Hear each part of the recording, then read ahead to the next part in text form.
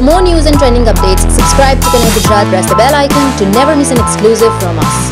લોકસભાની ચૂંટણીની તારીખ જાહેર થતાની સાથે જ રાજકીય પાર્ટીઓના હોદ્દેદારોની વિવિધ જિલ્લાઓમાં કાર્યકરો સાથેની બેઠકોનો દોર શરૂ થઈ ગયો છે। આગામી લોકસભા ચૂંટણીમાં કયા ઉમેદવારની પસંદગી કરવી એ નિરીક્ષકો દ્વારા થતી હોય છે। કે ઉમેદવાર કેટલો સક્ષમ છે અને લોકો વચ્ચે કેટલો લોકપ્રિય છે તેવા ઉમેદવારોની યાદી તૈયાર કરીને પ્રદેશમાં મોકલાય છે। ભરૂચ ભાજપ દ્વારા રાજપૂત છાત્રાલય ખાતે નિરીક્ષકોની ટીમ આવી હતી। આ નિરીક્ષકો દ્વારા ચૂંટણી લડવા ઈચ્છુક મૂર્તિઓની યાદી તૈયાર કરવામાં આવશે અને પ્રદેશમાં મોકલી દેવામાં આવશે, જેથી લોકસભા ચૂંટણી 2019માં કયા ઉમેદવારને ભાજપ ટિકિટ આપવી તેની તજવીજ હાથ ધરશે।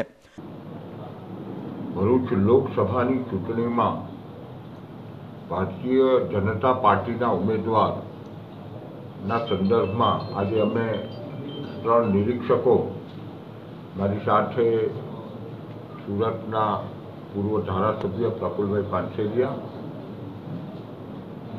શ્રીમતી અમિતાબેન, ભરૂચ લોકસભાના આવતી તમામ વિધાનસભાના મુખ્ય લોકોને અમે સાંભળવાના છે। ભરૂચ એક એવો વિસ્તાર છે કે છેલ્લી 8 ટર્મથી ભારતીય જનતા પાર્ટી અહીંયાથી જંગી બહુમતીથી ચૂંટાઈ છે। 3 ટર્મ ચંદુભાઈ દેશમુખ રહ્યા અને 5 ટર્મથી મનસુખભાઈ એ આ મતક્ષેત્રનું લોકસભાની અંદર પ્રતિનિધિત્વ કર્યું છે।